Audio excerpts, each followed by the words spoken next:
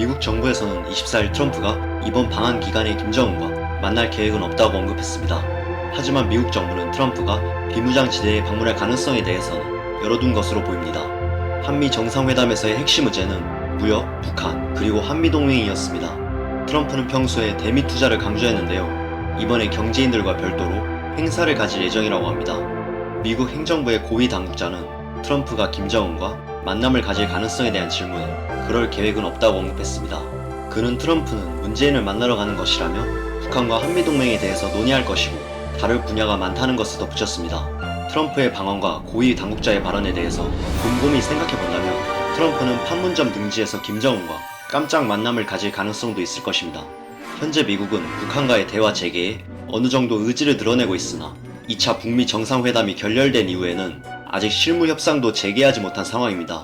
두 정상이 만날 것이라는 판단은 이르다고 볼 수도 있습니다. 미국 고위 당국자는 트럼프가 방한 중 비무장지대에 방문하느냐는 질문에 트럼프 대통령의 세부적인 일정에 대해서 알려주는 것은 힘들다고 언급했습니다. 하지만 강하게 부정하지는 않고 어느 정도 가능성을 열어두었습니다.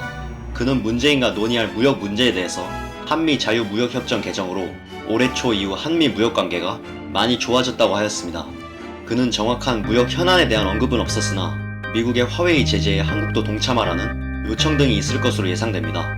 미국 고위 당국자는 트럼프가 시진핑과의 G20 담판을 앞두고 무역 문제와 북한 문제로 인해 긴장을 하고 있느냐는 질문에 트럼프가 김정은에게 생일을 축하한다는 친서를 받았다는 사실을 말하며 김정은과 언제든지 외교할 준비가 되어 있다고 언급했습니다. 또한 트럼프는 FFVD를 기대하고 있고 그 어떤 상황 속에서도 전혀 긴장하고 있지 않다고 합니다. 문재인은 지난 4월에 미국에 방문했습니다. 미국 고위 당국자는 그 사실을 언급하면서 이는 한미 동맹이 그 어느 순간보다도 막강하다는 또 다른 신호라고 강조했습니다.